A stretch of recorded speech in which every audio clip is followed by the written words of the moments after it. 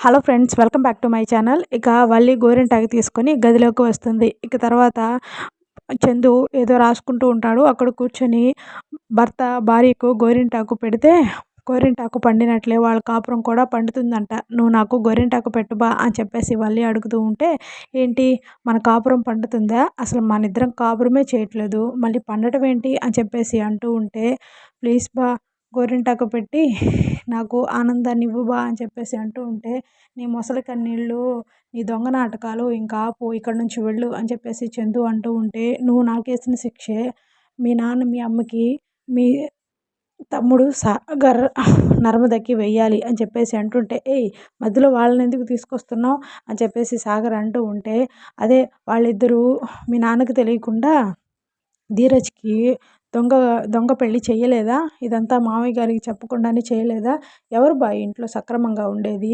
ఇంట్లో వాళ్ళందరూ మోసగాళ్లే అని చెప్పేసి వాళ్ళు చందుతో చెప్తూ ఉంటుంది.